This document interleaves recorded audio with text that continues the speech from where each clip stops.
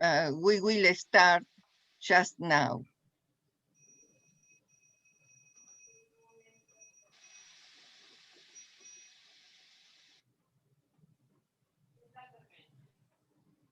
Good afternoon to you, bonjour à vous, guten tag, buon pomeriggio a tutti voi, buenas tardes a ustedes.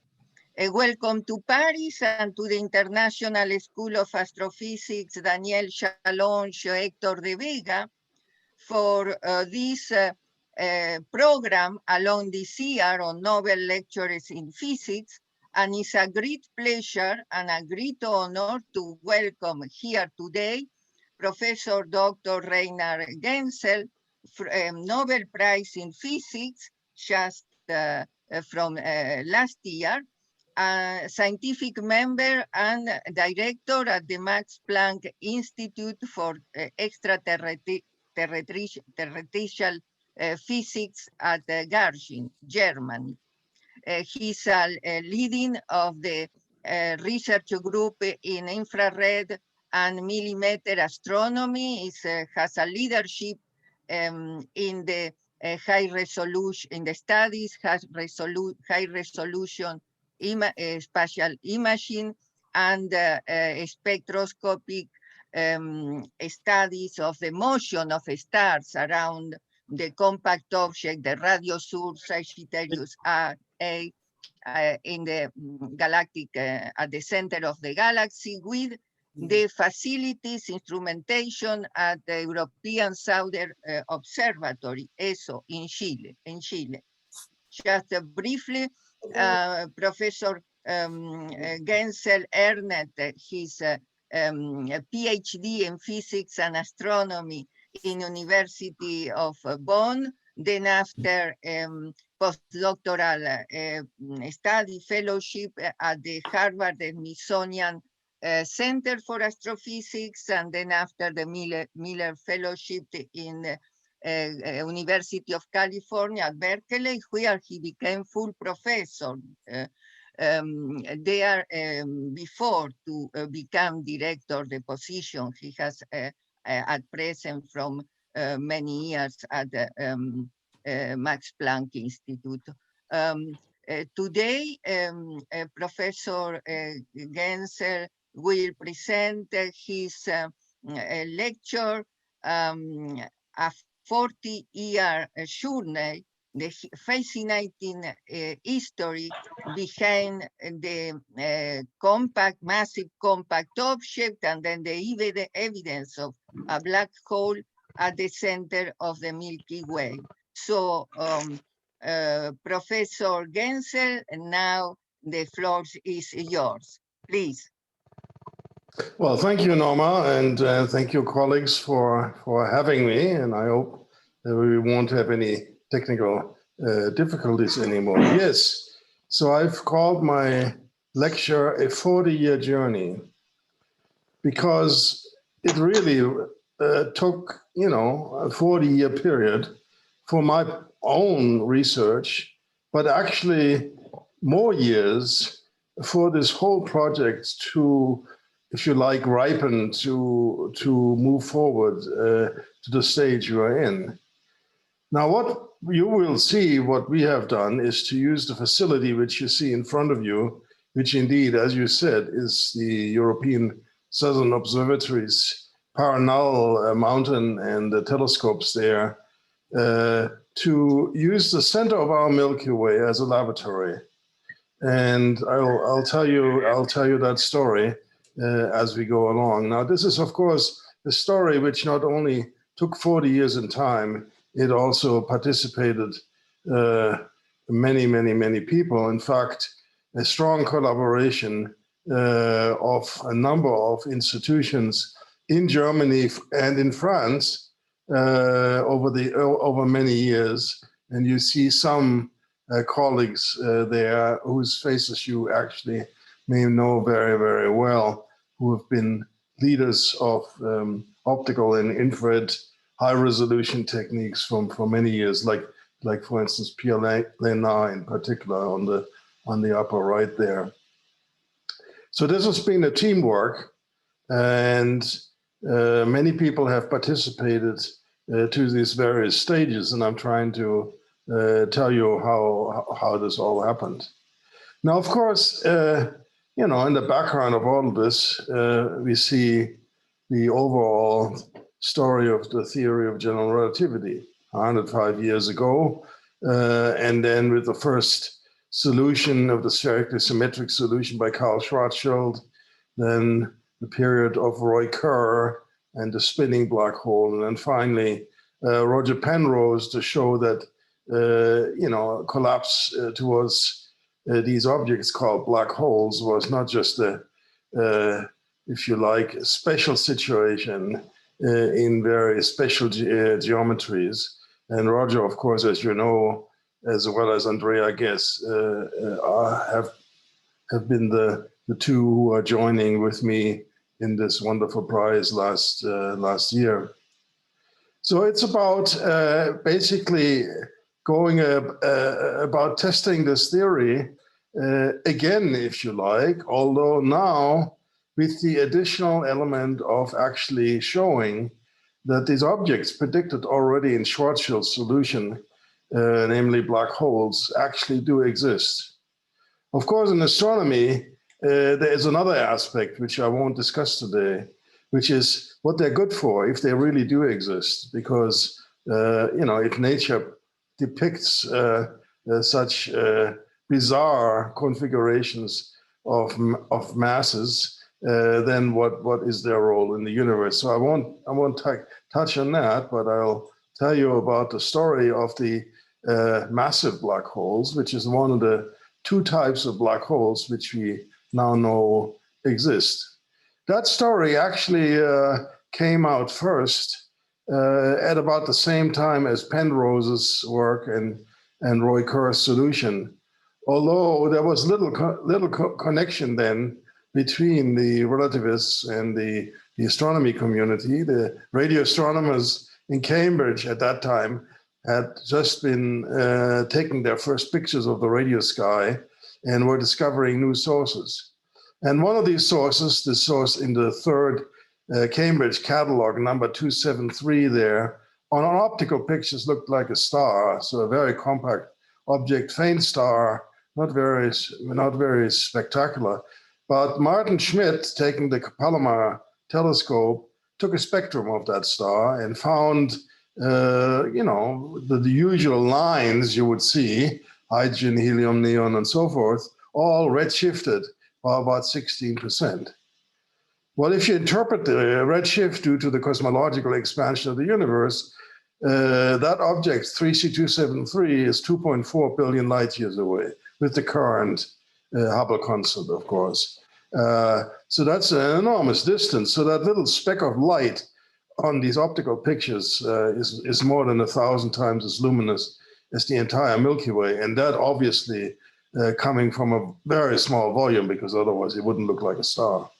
So that was the beginning of a tremendous discovery story, of course, on the one hand, of discovering these quasars, very luminous radio sources at ever higher redshift. I mean, we now know the highest redshift quasars at redshift 7, a few, 5, 6, 700, 7 million years, 100 million years after the Big Bang. So these are spectacular objects. And then, of course, the question how you would power these objects. How would you generate the energy? So it became clear from various basic studies in the 60s that normal fusion of hydrogen to helium, like in galaxies and stars, wouldn't do the trick, at least not for any length of time. In addition, the X-ray and radio astronomers were discovering spectacular phenomena like high energy radiation, variable radiation emerging from these quasars, as well as collimated relativistic beams of plasma emitting in radio waves, radio jets. So a number of individuals, and you see some of the pictures here, Donald Lindell, Martin Rees, Rashid Sonyaev, Roger Blandford, and many others actually were working on the problem. And by the end of the 60s, early 70s, came to the agreement that the most likely way to power quasars was, in fact, paradoxically, black holes, massive black holes. The idea was basically, if you have material fall into a black hole on its way to disappear behind the event horizon, you could release, of course, the gravitational energy. And if you did this for a Schwarzschild hole, you could release up to 7%, and for a maximum Kerr hole, up to 40% of the rest energy into radiation. So that would do the trick if these objects, these black holes, were very massive. So the papers predicted objects of hundreds of millions of solar masses. So that was the speculation, but now how to prove this? In order to actually, prove that something is a black hole, what you would like to do is basically test its gravity and use test masses to see that indeed the mass of a black hole is confined within the event horizon, which for these black holes I'm talking about here are sizes of the sun to the solar system. So they are actually, the event horizon sizes are quite large. Still, at the distances of the quasars, it's hopeless to see, at least at that time, to see any such motions. It was Bell and Rees in a famous paper in 1971 who speculated that if these quasars are the cores, the nuclei of massive galaxies, and indeed there had been now evidence in between for this, then maybe quasars are, so to speak, the high state, the energetic state, when there's a lot of accretion. And in other states, black holes might still be there, but not as much accretion and therefore not as much light. And so it could be that many galaxies, perhaps even all, including our own, might have these massive black holes. And if so, well, then you could look there because they're so much closer. So in fact, if you look in this very famous seminal paper by Bell and Rees, they made a number of propositions how we could observationally look at the motions of gas, etc., in the galactic center, and see, look and test whether there might be a black hole. So that was if you like, the beginning of a long road. Now, a number of people started also looking at nearby galaxies doing this, and so by the, I would say, mid-70s, late 70s, several efforts had been started. One of which will dominate this talk here, was by Charlie Townes, Nobel laureate for the invention of the maser and the laser in the 1960s, who by that time, 1970s, had moved to California and had changed his field from laboratory physics to astronomy. And he was at that time building new apparatus in the infrared. And that was what actually was needed to look into the center of our Milky Way.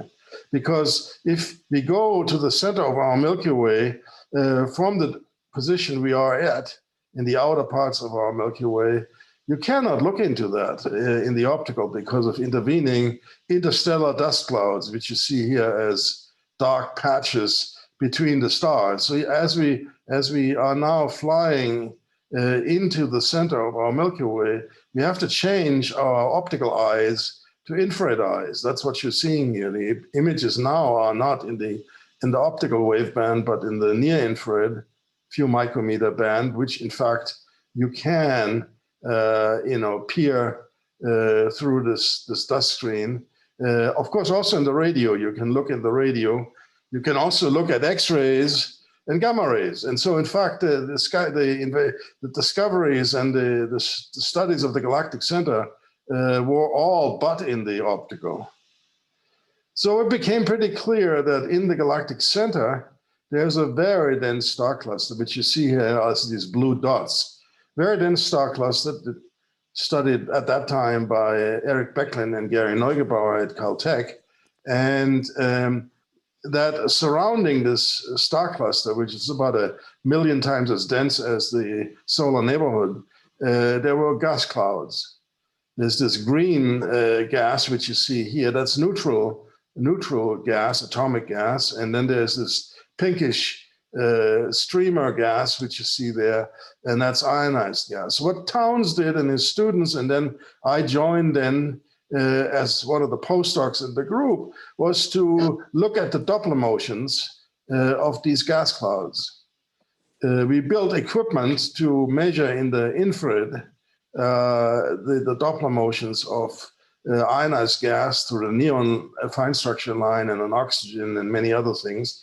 And when we did that, we could see the shifts of these lines due to the motions of the gas. And it turns out when you do this, there is structure and regularity, which tells you that these gas clouds actually are moving pretty regularly. The green stuff, for instance, the neutral gas, seems to be moving on an inclined or rotating disk or ring. And the pink stuff, the ionized gas, seems to be sort of shredded, tidally disrupted arms of ionized gas and ionized by the radiation of hot stars. So by using these gas clouds in Berkeley in the 1970s and 80s, we then began to probe the mass distribution, indeed, as Lyndon Bell and Rees had proposed. And on the right side, you see what we found. So if you plot in logarithmic units, the enclosed mass as a function of distance from the very center, then as you go to very large distances, the mass as you go in decreases. Well, that's just because the mass is dominated by the stars, and the stars, of course, have a finite density, so the number of stars decreases as you go inside. But then at some point, within about a few light years, a parsec or so, the mass seems to stabilize. At that time, with these measurements, which you see here, we could get only to about half of a parsec or so, not further in. But at that point, we already saw that there were, say, between 2 and 5 million solar masses, which you could not explain simply by the collective sum of the stellar light, which you saw on the images. And so in Berkeley, we were pretty much convinced that there must have been sort of an additional compact mass. At the same time, the radio astronomers were looking at the center of this region and discovered that there is a compact, very compact radio source called Sagittarius A star in the more extended ionized gas. And in fact, if you measure its size, and that's shown on the left side there, then the size, which are these red symbols, as a function of wavelength, which is in horizontal direction there, decreases as you go to decreasing wavelength. Now, this is due to the fact that there is a screen of electrons between us and the galactic center, which scatter the radio waves. So in fact, as you go to shorter wavelengths, there's less and less of this scattering. So the shortest wavelengths you can do this with is at about 1 millimeter, sorry, and that's on the very left side there. And there, the angular size of the radio source corresponds to a remarkable small 40 microarc seconds. 40 microarc seconds. That's about the size of a euro cent coin on the moon. And in fact, 40 microarc seconds is only 4 times the event horizon size of a few million solar mass black hole. And there you see, you have now 2 pieces of evidence on the size of something and then its mass. A few million solar masses within a region which likely, if you take the radio size, is on the scale of a black hole. So that's what we had by around 1985. And in fact, we wrote a Nature paper at that time. We're pretty much convinced that we had a very good case. At the same time, people are starting to look at external galaxies and also finding compact mass distributions. But as you will see throughout my talk, I go in different stages, typically 10 years at the time, and then ask the question, well, are we done? Are we done? Do we now know that there's a black hole here? The answer is no. Why? Well, first of all, we are not really 100% sure that these gas clouds must follow gravity. Gas clouds also see magnetic fields. They can be pushed around by gas motions from other clouds, et cetera, et cetera. So a number of people looking at the evidence we had assembled were skeptical. You need something better than gas. What would that be? Well, stars. So you would like to go and measure the motions of stars. So that's the first thing. The second thing, on a scale here of say a few light years, you could still imagine that there's a concentration of dark stars.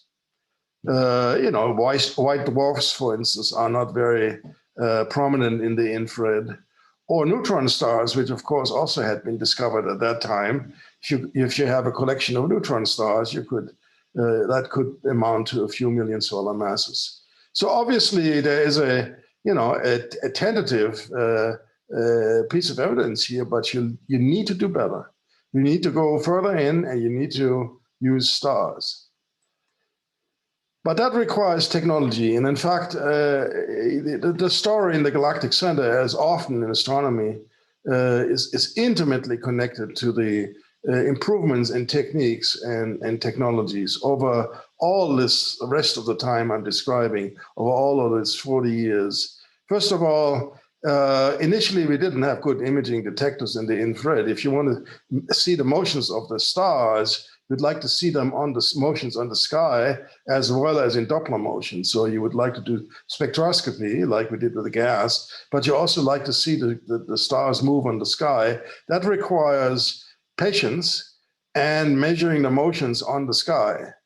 Well, actually, they're measuring from the atmospheric surface. The Earth surface is not all that good, as you know, because of the motions of the atmosphere. So if you remember the refraction of the light as a star comes at you from a distant point, and you look at it on a hot road, and you see the fluctuations of the images. So this had to be overcome. How could you do that?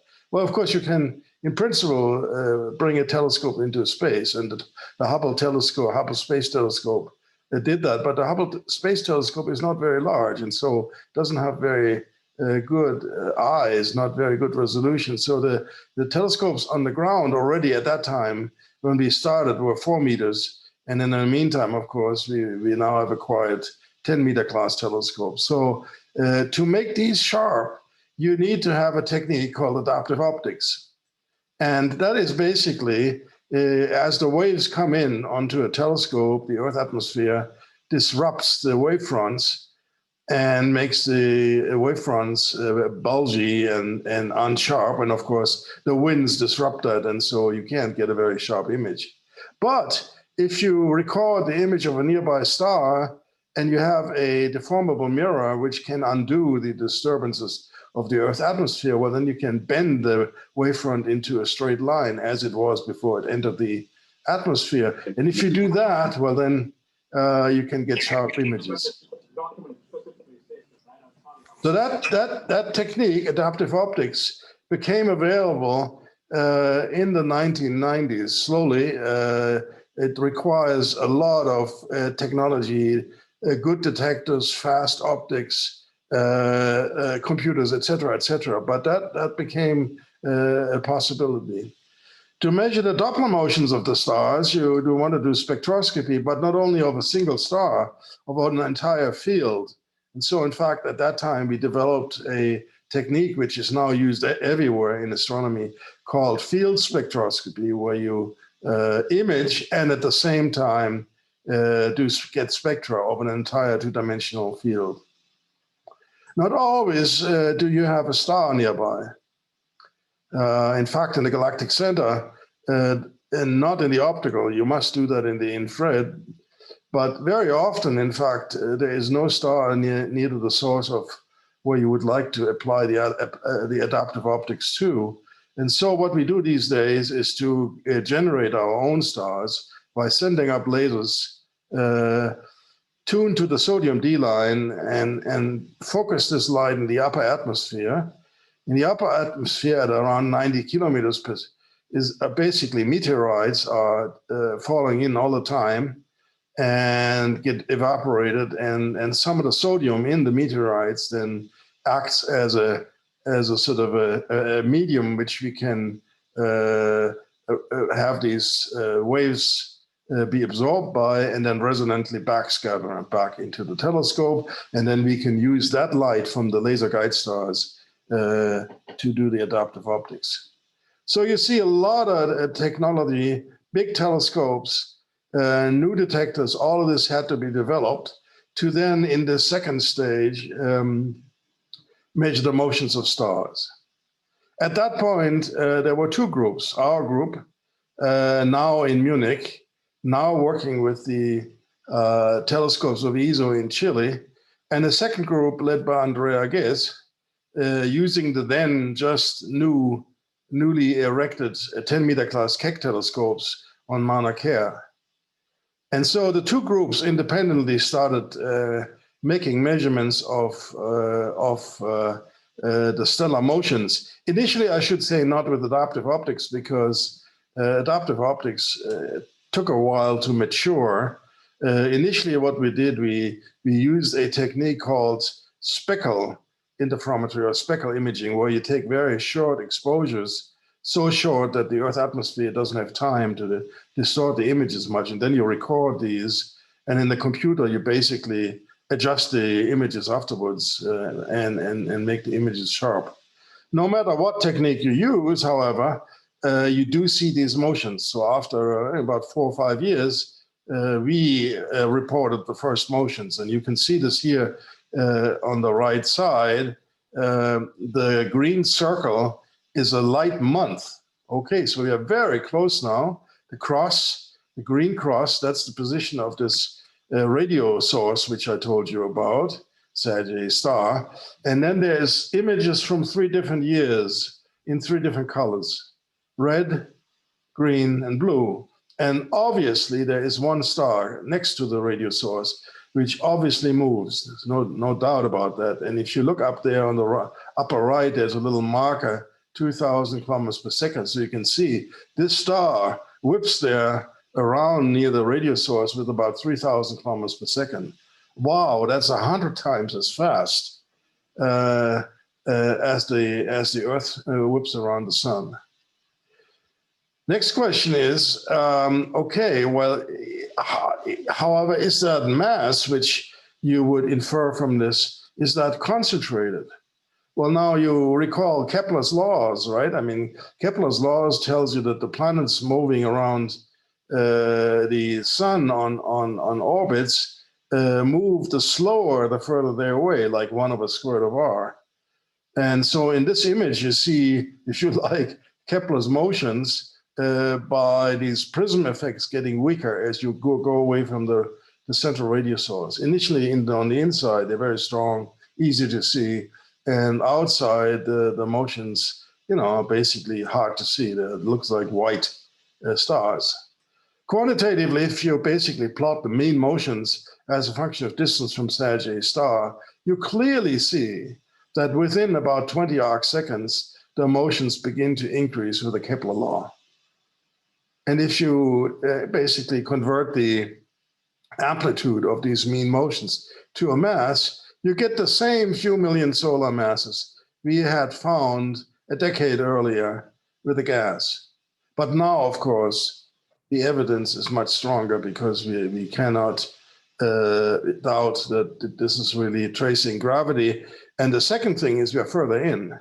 These motions go all the way to about 1 arc seconds. So that's much further in, about 5 times further in than the gaseous motions were capable of. So the concentration of the mass becomes much more believable, and alternatives are now not very likely. So by the end of the 90s, both groups had published, which of course helped their believability. They had found the same thing. Both groups reported a few million solar masses within about 1 arcsecond of Sagittarius star, the Sagittarius star being very compact. So it looked very plausible that there indeed is a massive black hole. But again, let's ask, must it be a black hole? Well, the answer is likely, but not necessarily, because again, you could still hide in this central region here a neutron star cluster. You could also basically postulate that there might be other extended but very compact configurations.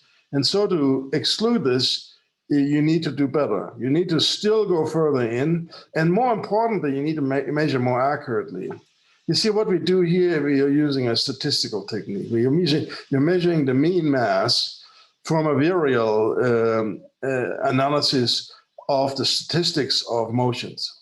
Why are we doing that? Well, because we only have, at best, 3 motions, two motions on the sky and a Doppler motion, and we have 2 coordinates. But in order to fully constrain the mass, you need all 6 phase space coordinates, 3 spatial and 3 velocities, and we don't have the z coordinate along the line of sight. What can you do about that? Well, what you would like to see are accelerations, and better yet, individual orbits if you can get them. So both groups started to think about that, and it looked pretty hopeless because the typical dynamical timescales on a scale of a light month here is a few thousand years. So that doesn't look very hopeful if the stars go along in circles. You know, you must be extremely lucky. But obviously there are some stars, surprisingly, very close to the center. And so maybe one should measure still better. And indeed, so we did. Both groups now on 10-meter class telescopes, both equipped with adaptive optics, so we could make very sharp, also very deep measurements.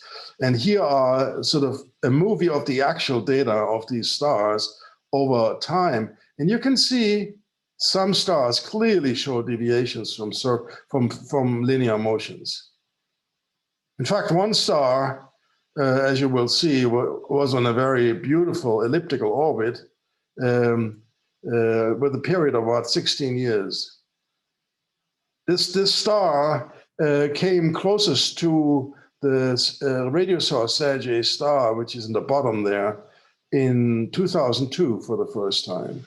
And when it came close, it approached the radio source to about 17 light hours.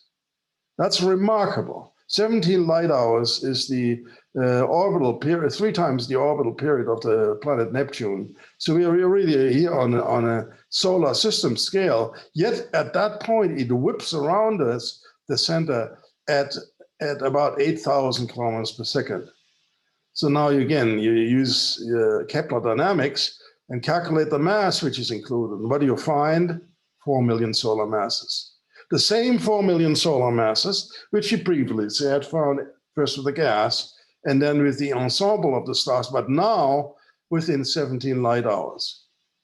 And that was the turning point, I would say, when many physicists would start beginning the evidence as very likely showing a massive black hole to be present. Well, let's ask the same question. Must it be a black hole? Now it's very difficult to see any other possibility, actually, because first of all, the measurement accuracy had now improved ever better. We now, by the end of 2017, were at the level of a few percent of that mass. So the mass was very well determined.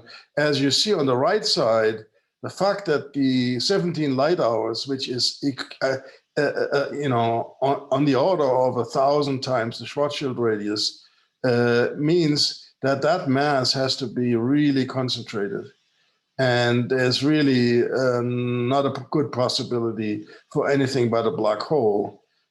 These dark astrophysical clusters, neutron star clusters, etc., wouldn't be stable. If they make them that dense, they interact with each other, and then in the end, explode and also collapse to a massive black hole. So what fits in within, say, 100 Schwarzschild radii is a 4 million solar mass black hole, and some speculative things which people had proposed, like, for instance, a boson star, conglomerate of Higgs bosons, say, if you can manage to prepare that. So that was the state in 2017.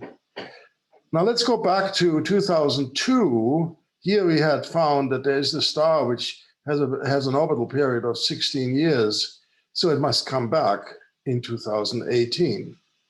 So we knew when this star comes back, we might actually have still better equipment to then turn this whole problem around and not anymore ask the question, can we exclude other possibilities other than a black hole, but actually confirm that Einstein's theory is correct on the scale of a 4 million solar mass black hole.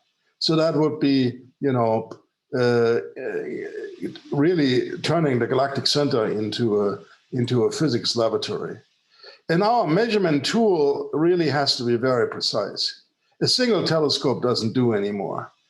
So what we set out to do and proposed to ESO in 2005 is to combine the light of the 4 8-meter class telescopes. So far, we only had used this right-most telescope there, but already in the 1990s, ESO had been persuaded by some of us, including in particular Pierre Lénard, to prepare for a technique radio astronomers know very well, which is called spatial interferometry, where you bring the light together from the different telescopes, interfere it, and basically construct a telescope with a resolution of the maximum separation between the telescope, which in this case here is about 130 meters. So that's more than 20 times the diameter of any one of the single telescopes. In order to make that work, what you have to do is you have to bring the light from the single telescopes downwards below the platform here. You have to actually equip every one of the telescopes with adaptive optics in order to flatten the wavefronts. And then underneath, you have to bring the light together in this flat building, which you see there. And after you've compensated for the geometric path difference, which occurs when you look at, with these 4 telescopes, at a star at some angle to the right. So there's a lot of stuff going on underneath the platform here, which is equipped, little carriages with mirrors are traveling down there. And then in the end, you have to combine the light, and you have to do this in a way which is maximally efficient, which was indeed a problem as compared to radio astronomy.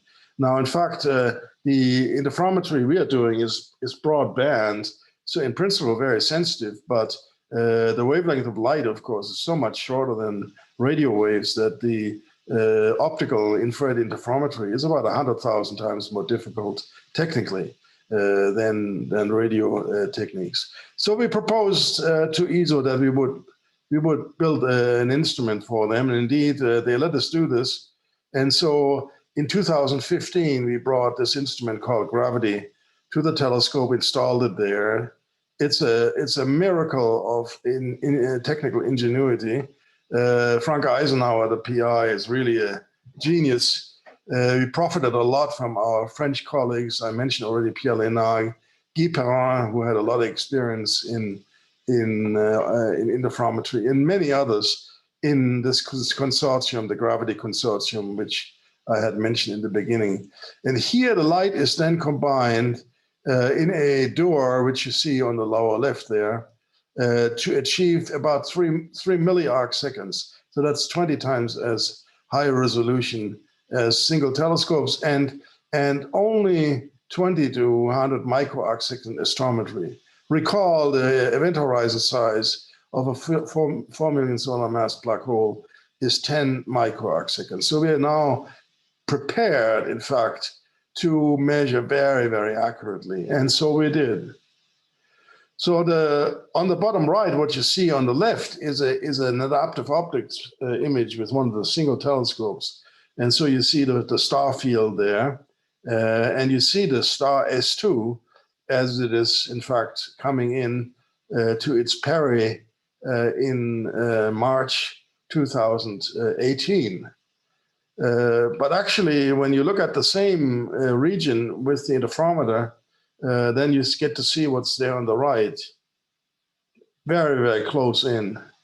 You see S2, and you see the black hole, actually, which was a delightful helper, because now what we all have to do is to make basically a triangulation experiment. We have to measure the position of S2 relative to the infrared source Sergei star, and then measure that over time. And we could do so, in fact, now every day. During perigee, when the star moves at 8,000 kilometers per second, we could see with gravity the motion every day quite well, with an accuracy of, as I said, about 50, 60 microarc seconds. So it's a very precise way of then nailing down the orbit of the star. At the same time, we could also get the spectra. So we now have indeed all 6 phase space coordinates at utmost precision. And so we can measure the mass, the orbit, and in fact, the first order ppn1 effects of general relativity. The first one we discovered and saw is the gravitational redshift. So the fact that the clocks are ticking slower near a mass, whereas accelerations are larger.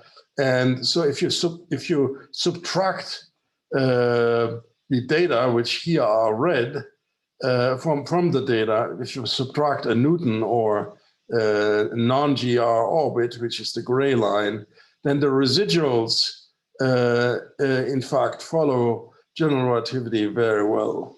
GR, so if you parameterize this with a number, if GR is 1 and Newton is 0, then we measure that this orbit followed by the star is within a few percent of GR. So that's a precision confirmation of Einstein's general relativity with the gravitational redshift. In fact, we can also test the equivalence principle through the local positional invariance, because in the spectra of the star, there is helium as well as hydrogen. So there's, if you like, 2 different clocks. And so you can separate the data, the spectral data, into the helium data, if you like, and then the hydrogen data, and you analyze them separately and show that they find the same orbit to within about 5%. So that's the second test.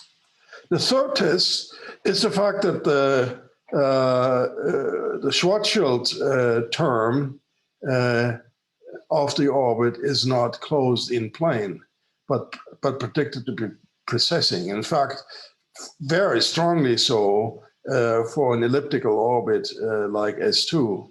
So on the right side, what you see there on the top is the change, the residual between the Schwarzschild orbit or the GR orbit and the Kepler orbit, as predicted by theory, in the x-coordinate of the orbit, and in the bottom in the angle on the sky. So a precession, of course, is a change in the angle. So what the prediction is that if you null the phase of the orbit to 0 at Apo in 2010, then what you would expect that this precession looks like a kink, mainly in X, right after the perigee, which is in 2018, where you see the gray line there. And in an angle, you would expect, again, you would expect a sharp turn right after perigee. So that's the prediction theoretically, and that's the data. So in fact, we can confirm the Schwarzschild precession on that orbit to about a few percent The problem being that you have to exclude all possible Kepler orbits, which you can construct, which mimic themselves to be similar to the GR orbit. So it's the degeneracy with possible different Kepler orbits, which actually are the limiting element at this point. But I mean, the measurement is quite significant. Of course, the next term you would like to do is to see the spin of the black hole through the next higher order lens steering position of the orbit. That one we cannot do with that star. It's unfortunately too small an effect. You would have to look for a star which is further in, and that's in fact something we are actively doing. Unfortunately, we are currently have been stopped for a year now by our beloved COVID virus to make any measurements. We are just beginning again, and we are hoping to, hunt down a star which is inside the S2 orbit, and if we're lucky, then we could measure the spin that way. But then we have the emission from the black hole itself.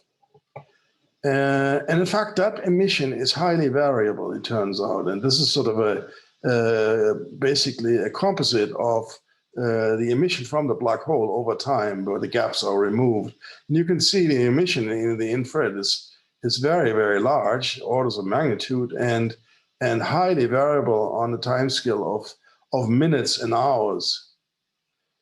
When this was discovered in the early 2000s, many people speculated what you're seeing here is gas, very, very hot gas in the immediate vicinity of the event horizon, which is magnetized. You would expect strong magnetic fields there. And then when magnetic fields reconnect, they could accelerate the electrons, and a few percent then have high enough gamma to emit in the infrared. The normal virialized electrons in the inner accretion zone have a gamma of about 10 to 20, which is enough to produce radio emission, millimeter emission, but not emission in the infrared or even at X-rays. So the fact that you see such strong infrared emission points toward acceleration events, and these would be localized, so maybe form hotspots. And indeed, when we looked at several of these flares in 2018, we saw motion. The most obvious one is the one on the left side there. There we caught a partial flare, but with exquisite accuracy, because the flare was so bright, and it looks like a partial circular orbit of around 4 Schwarzschild radii or 8 gravitational radii. And we saw 2 more of these flares in 2018, and they seem to confirm that we are seeing what is consistent with orbital motion. So the orbital periods, they are 40 minutes. So on scales of, as I said, about five times the event horizon size, that's near the innermost stable orbit, where the gas then has a velocity of about 0.3 c. If you turn that into a measure of the coordinate speed, and that again into a mass, well, you get, again, 4 million solar masses. While that evidence is not as, yet as firm as that from the outermost stars, and we need to make more measurements, they are highly tantalizing that we really are now beginning to test the innermost space-time curvature around the black hole. Moreover, the emission is highly polarized, so we can confirm that there are very strong magnetic fields. In fact, we infer that the field strength energy, the magnetic field energy, B squared over 8 pi, is probably comparable to or larger than the kinetic energy. So that means, as predicted by Roger Blandford, in fact, that in many black holes, very close to the hole, the system is electromagnetically dominated. This is very exciting for the future, I should say, because undoubtedly such measurements will give us deep insights into the astrophysics of the hot accretion zone, not just on the physics and Einstein's theory.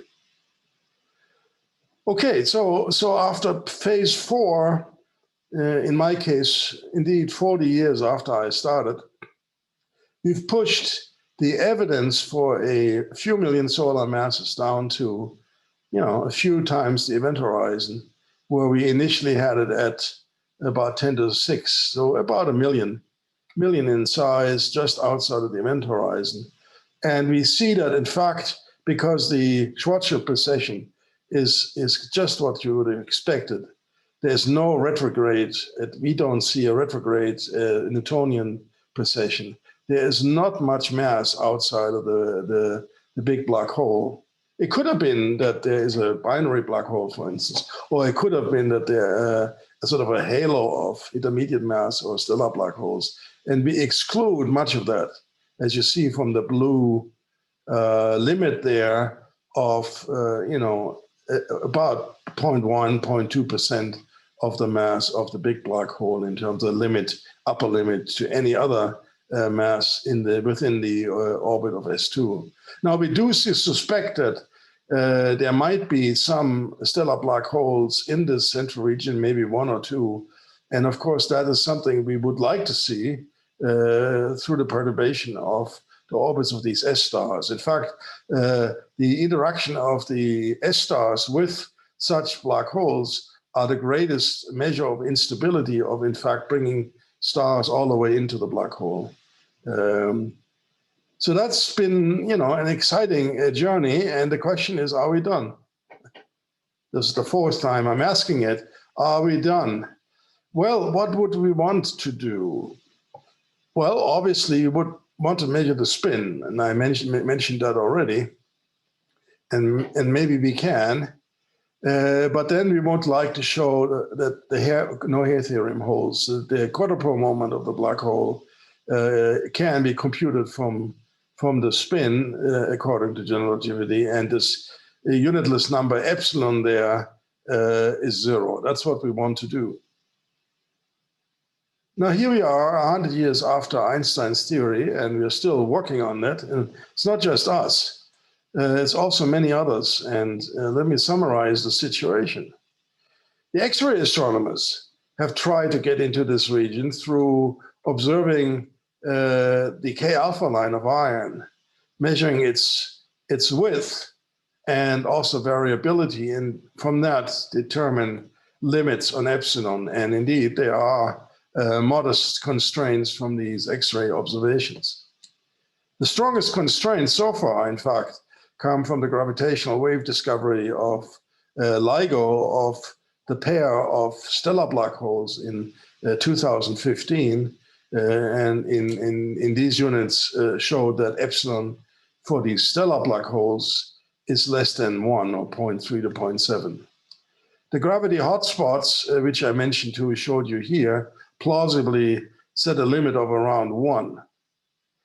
Now, if you look into the future, the next thing the radio astronomers want to do is to image the 1 millimeter emission of Sagittarius star. You may have seen in 2019 the beautiful data the VLBI community put out on M87, showing this, what we call the orange donut, this ring, this shadow of a black hole. And the inner ring size scales with the photon orbit. So if you can measure that precisely, and you take the in the galactic center, and we have a 0.2% accuracy measurement from the mass of the stars, you can set a limit on epsilon of around, say, 0.5 or so. If we see a faint star, we might push that to 0.3. And maybe still further.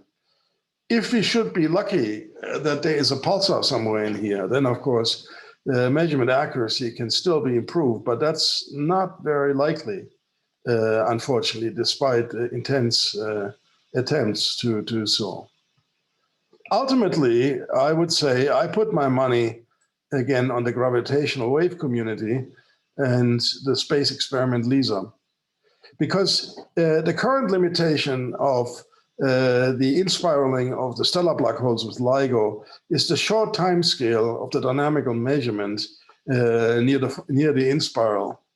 The ring down is only about tenth of a second in length. And so in that time, the signal noise ratio on the fundamental frequencies is not very high. However, if you have a in-spiral of a stellar black hole into distant massive black holes, and you measure that in space with LISA in 20 years, well, then you might push all of this down to a very small fraction.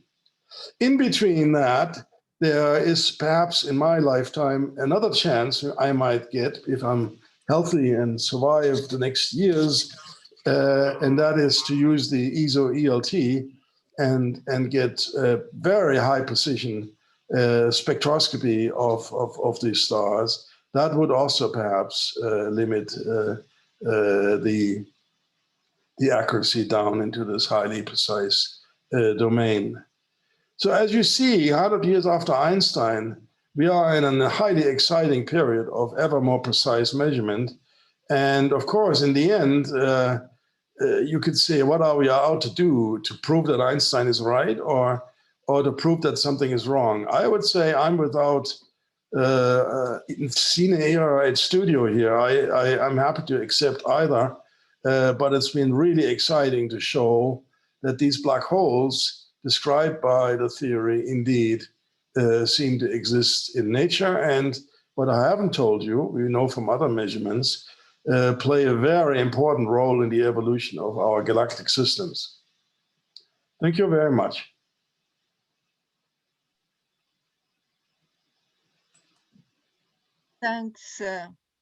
Thanks a lot, Reinhard, for this beautiful lecture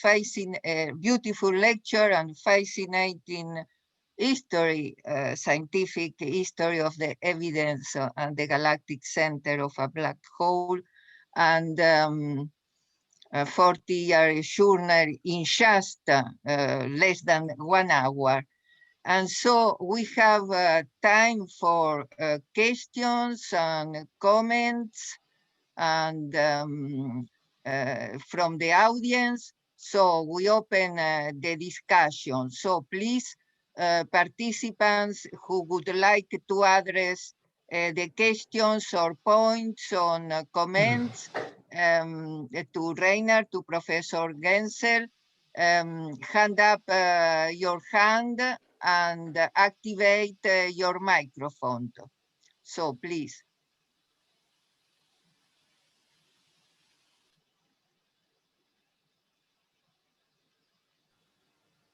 So I think I have a comment. I have a comment, just a comment that I would like to thank very much this Nobel Prize to express himself in such a clear, because I'm not a scientist, I'm not a specialist, but I was able to understand most of what he said. And that's very impressive, because sometimes the speech is extremely hard to understand, but it was so clear that we must applaud and say thank you very much for this talk. Very clear.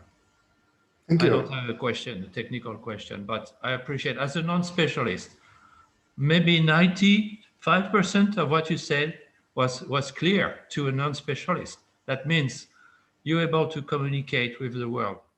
And congratulations for your work. It's so impressive. It's a dream for the people interested in science and our future. Thank you, sir. Thank you very much. Sincerely. Thank you. Thank you.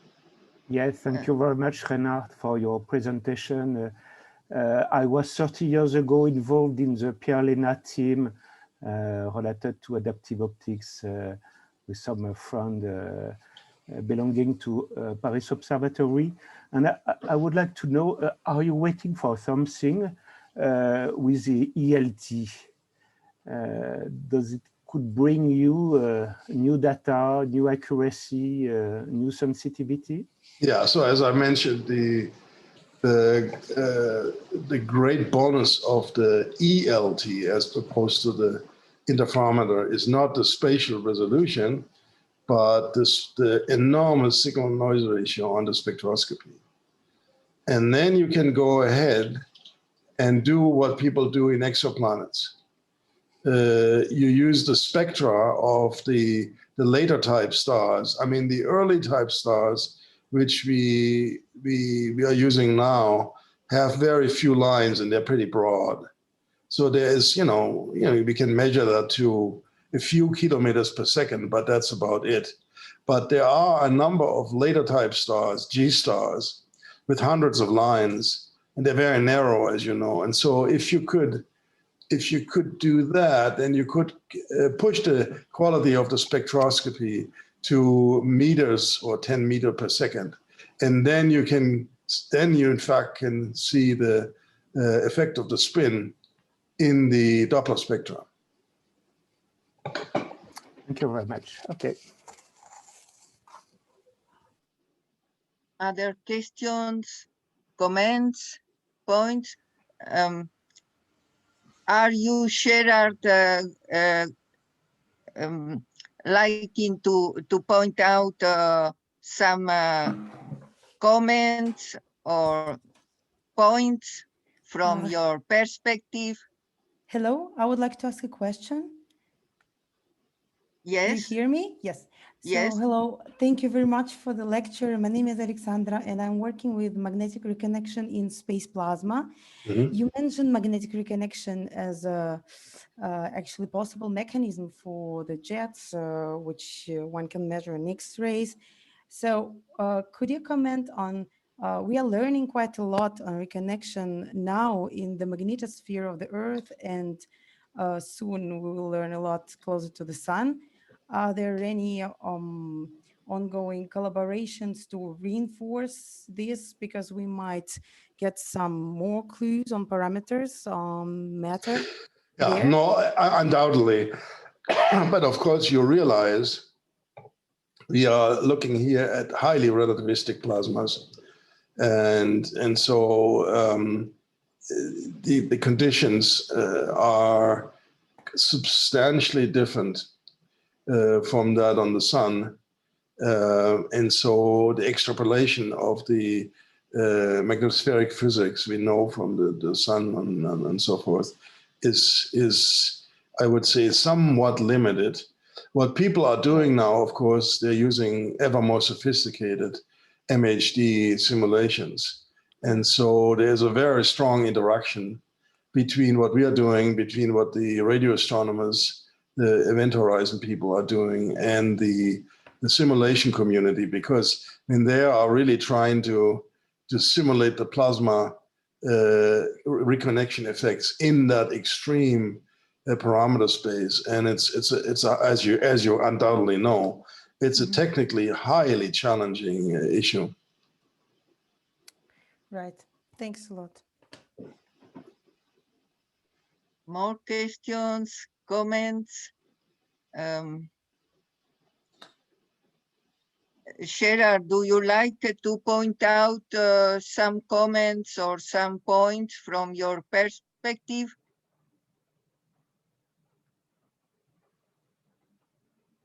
I give you, the priority. I know that you black holes are... Well, Gerard gave a very nice colloquium here at ESO, before COVID, so about 1.5 years ago. And of course, we would love to see, shall we call, the quantum fumes emerging out of the event horizon. I mean, that would be just absolutely fantastic. But I dare not speculate about this as a rather small experimentalist how we could do that. Yes. Last week he also presented these quantum black holes and his results on this. Also very, very fascinating world. The two worlds, quantum and strong gravity black holes. Now, if no other question, I would like to, if there are no other questions or comments, Well, there are one from the audience. I leave always the time to the audience to ask questions. So please, there is a participant, Moana, ask or your question or comment, please. Okay, so thank you for your presentation. It was really clear. And I just wondered, you managed to observe a supermassive black hole. When and how do you think it will be possible to observe a stellar black hole? In the galactic center, you mean? Or anywhere in the galaxy? Oh, well, I would say the stellar black hole story is much more advanced in many ways than the massive black hole, at least in terms of physics, mainly due to the gravitational waves. I mean, the LIGO revolution really has been absolutely fantastic. In particular, also showing us that there are stellar black holes which are much more massive than we had thought possible.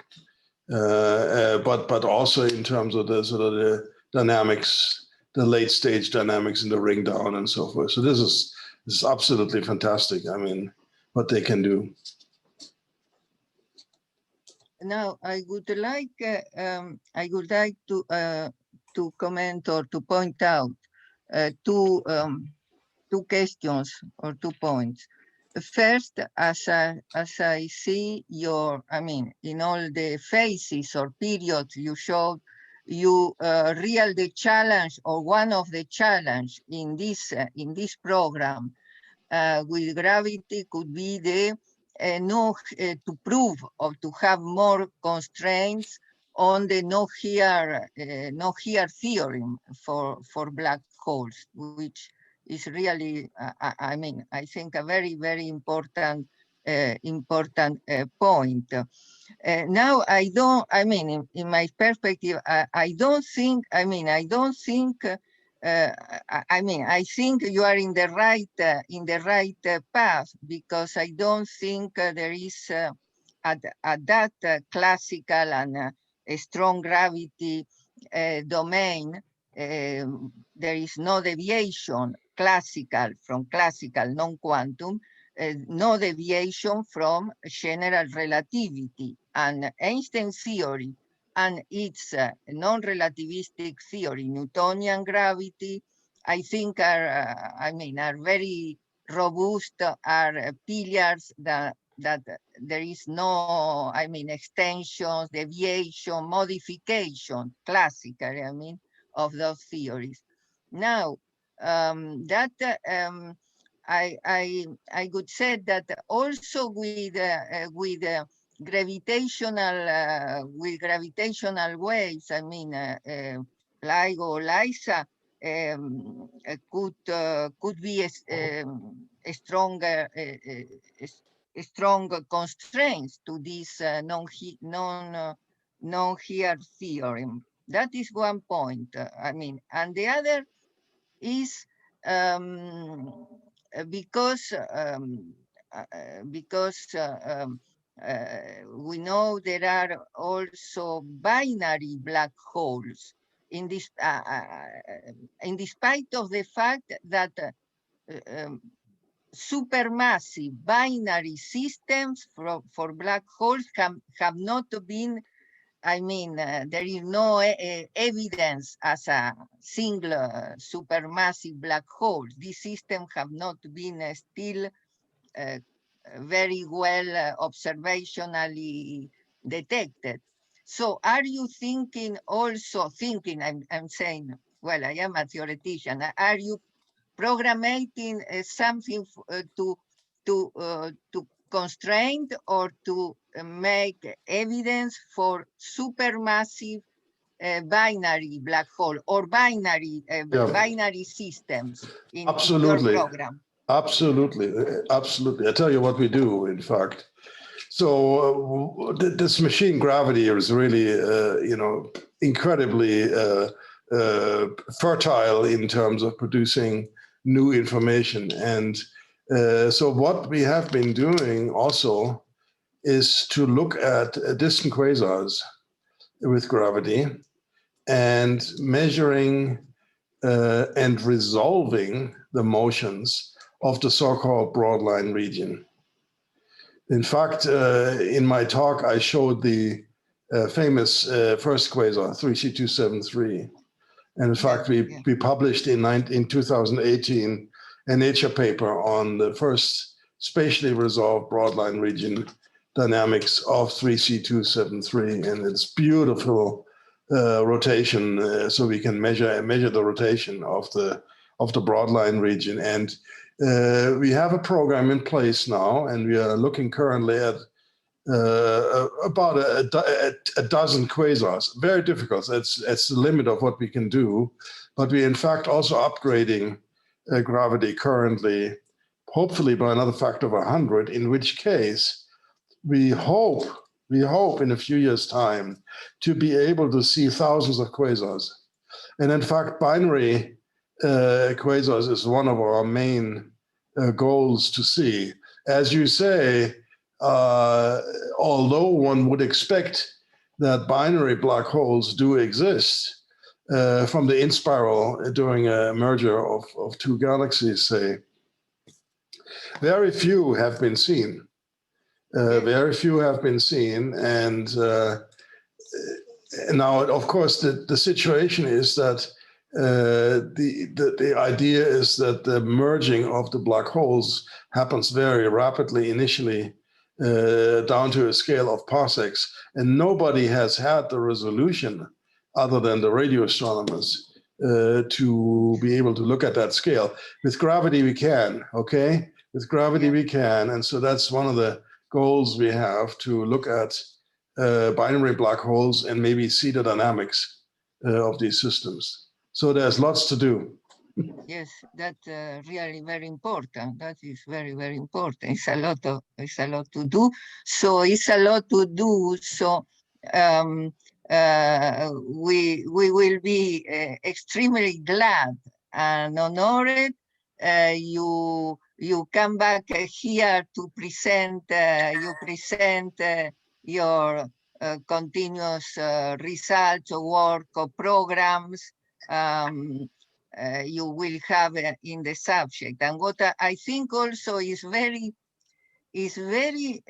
important, at least for people, who had, people of my generation, of your generation, that now different wavelengths, different observational techniques came at some maturity or some convergence, and started, all the effort started to be more and more concrete, and with a more and more concrete future. These X-rays, as you perfectly show it in these phases of period of the subject, X-rays, radio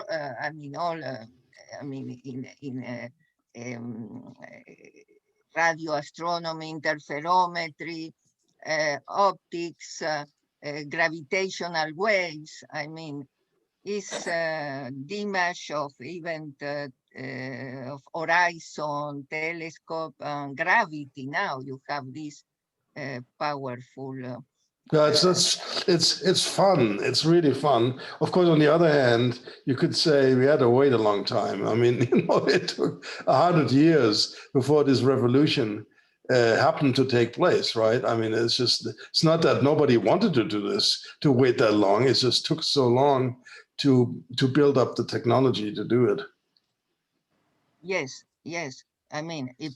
Particularly for gravitational waves.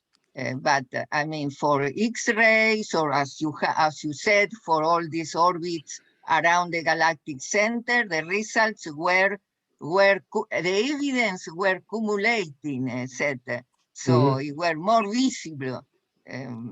So I think it's, and the fact that all that came confirmed or some way completed, and I mean, it's very important in its own, the gravitational waves, you know, because besides the fact that LIGO, I mean, it was the detection of gravitational waves and all what it represents for general relativity, also it was the evidence for stellar, I mean, black holes, or some more massive set, but I mean, of that range of black holes.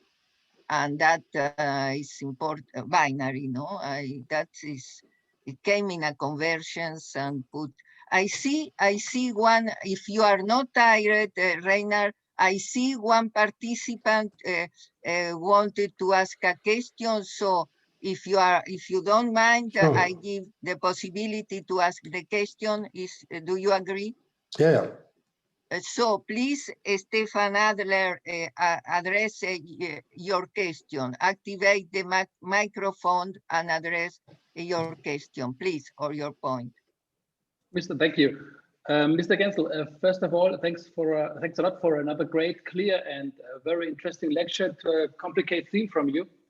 I think it's really a gift from you for non-scientific public.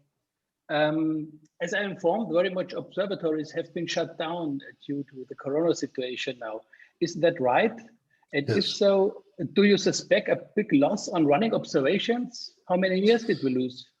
Well, okay. I mean, it's clear that certainly in Chile, all observatories in Chile have been closed since the second week of March. And ESO Paranal is now slowly ramping up since late November, is now just coming back fully. We've just taken the first gravity measurements with all 4 telescopes a week ago. So we are sort of just about to back. Other telescopes are not. So there's one telescope in particular, so-called ALMA, which is at 5,000 meters, and that's hopeless because you see the problem is these observatories in Chile are in remote places, and you require hundreds of people to run them.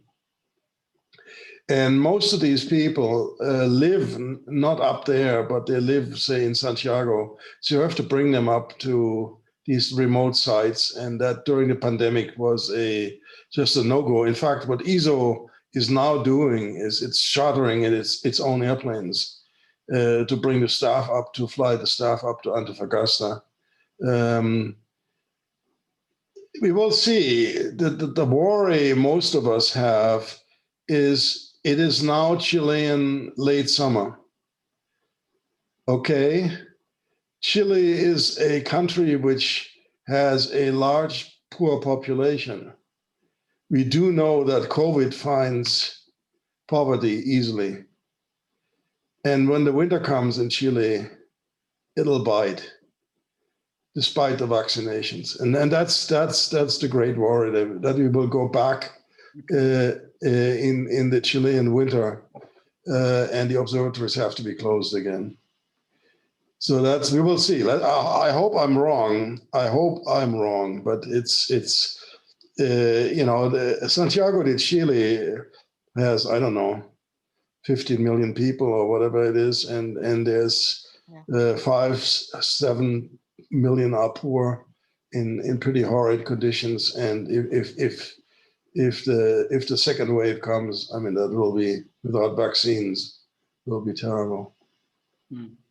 Okay, then I hope for us that this will not come like that.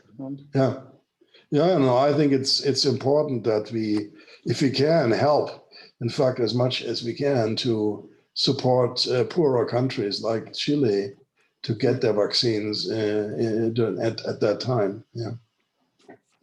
This is what I heard today, because one said that the problem regarding the vaccines for the moment is that especially rich countries do use and do get these vaccines, But the problem is that if all those countries have to have these vaccines, and all the poor countries do not have these, so the virus could have more mutants and come back in another wave over the complete planet with no functionality of the existing vaccines. That's the problem. And that's the trend. Okay, so I think no more. I think there are no more questions, no comments. One special question, very short. What about the Starlink Star-X program?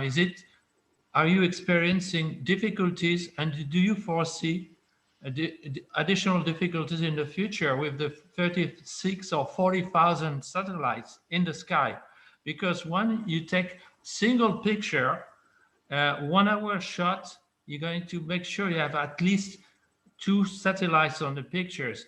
And once you're working, what do you think about this program? I cannot comment on it, but I would not suspect that in space anything should be affected by this. I mean, if you have an automatic space type system, you know, it should run on its own. And any kind of corrections you could do from a command center on ground, why would that be affected? I mean, it's only if you would have to actually, you know, bring people up and down that there might be some problem. I mean, clearly, to mention an example where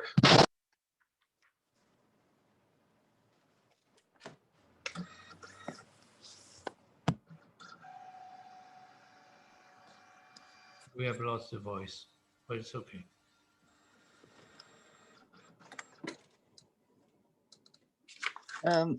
Reinhard, so I will, you know, always, especially just before to close the session and to thank you for honor, and it was a great pleasure to welcome you here.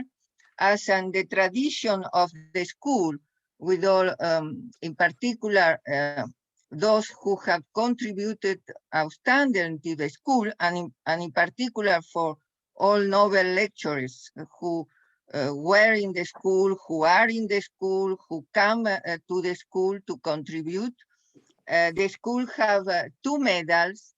One of them is the Daniel Chalonge medal. Here, and you can see in the web. And this is a real medal, coined exclusively for the school from the Monnaie de Paris, the French mint, and who Daniel Chalonge was a pioneer in modern astrophysics, in introducing physics in astronomy in France. One of the founders of the Institut d'Astrophysique de Paris, was an astronomer, in fact, as an astronomer in the title, but was physicist information from his formation in Paris Observatory, and he founded, one of the founders of Institut d'Astrophysique de Paris, which is in the nearby of observatory. The other medal is in honor of Hector-de-Vega, a theoretical physicist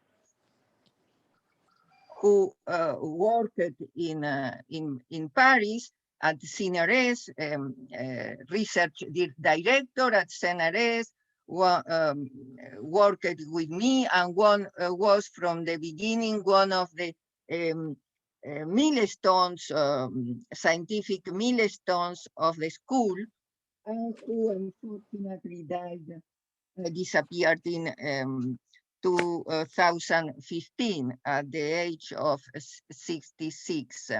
And the school coined, and France coined, a medal from him, also exclusively.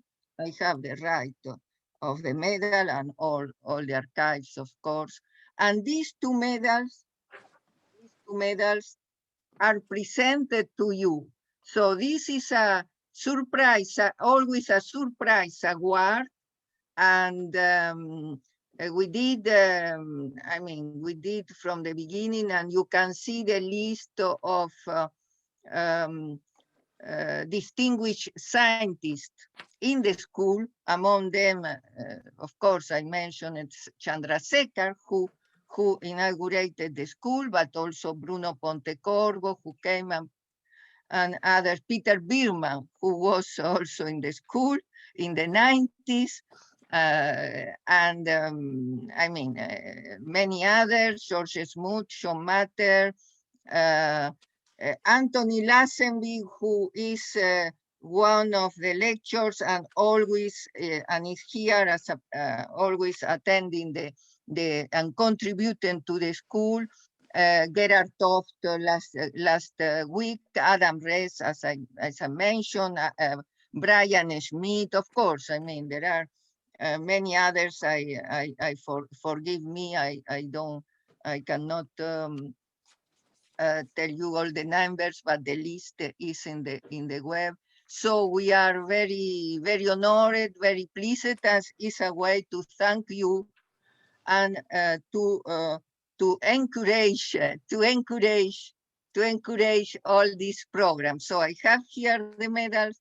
It's not possible, but you will get the medal by physically, or in any case, I plan to do in December, as always, the closing session. So we hope to have a closing session next year, in any case, or when this situation will allow to have all the Nobel Prizes who got the medal virtually in some sense. But in any case, I want to by saying that, I want to say to you that you are here at home to present your programs, your collaborators and your results, extremely important, and with a real future scientific future program.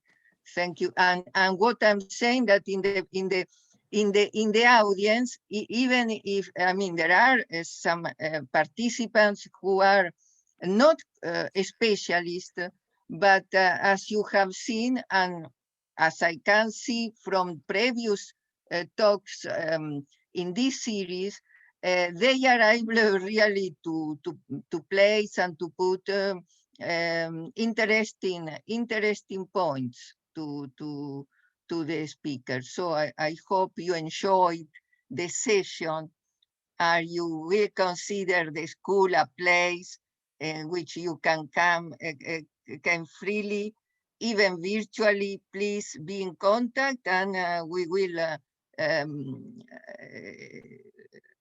organize for you another session. Thank you very much.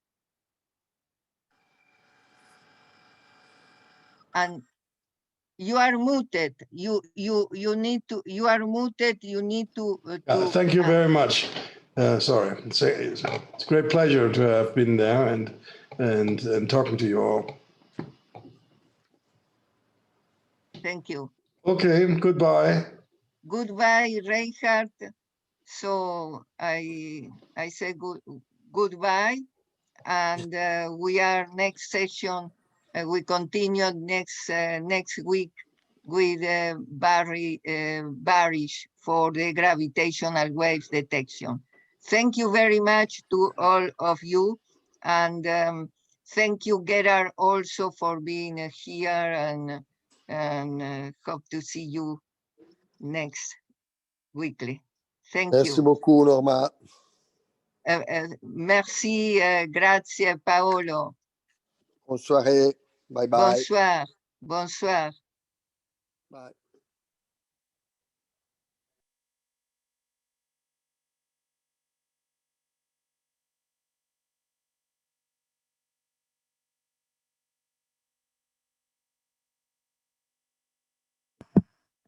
Grazie mille, Norma.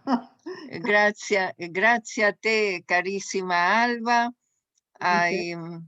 Sempre ogni volta più emozionante, ecco, perché... Sì, non ho potuto menzionarti che era presente qui, come sempre l'ho fatto.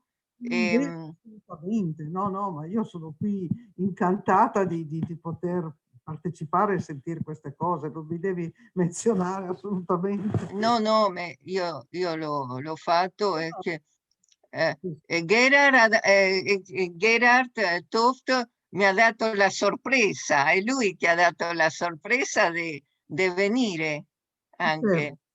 No, ma insomma è sempre più bello e lo diventerà sempre di più, perché ormai è una... Sì, e devo dire che oggi per caso, perché è mercoledì e qui in Francia già si hanno cominciato in vacanze o è un giorno più difficile per la gente, perché la settimana scorsa c'erano veramente 70 partecipanti, erano molto di più. Infatti io avevo paura che oggi... No, ma insomma era una cinquantina, va bene, cioè insomma... Sì, no, io ripeto, qui in Francia ci sono le vacanze,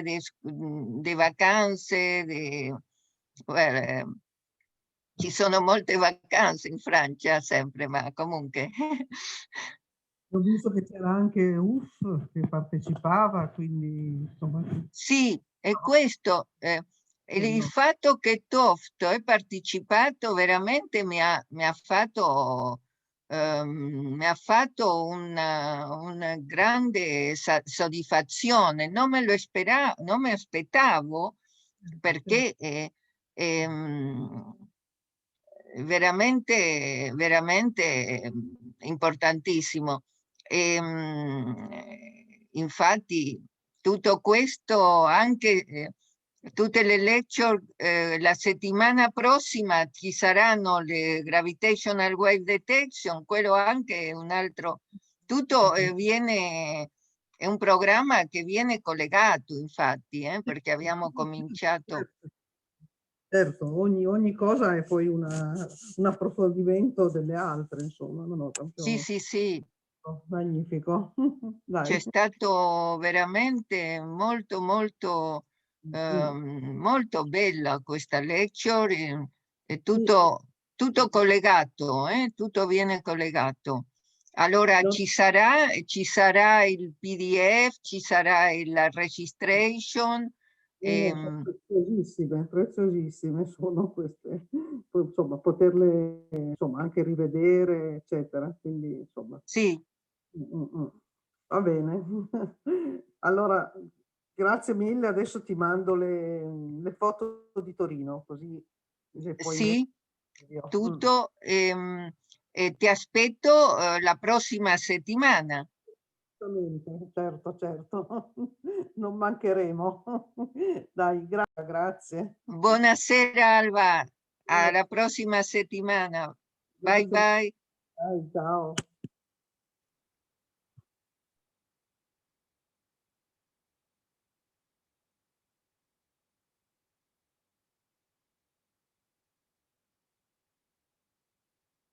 So I will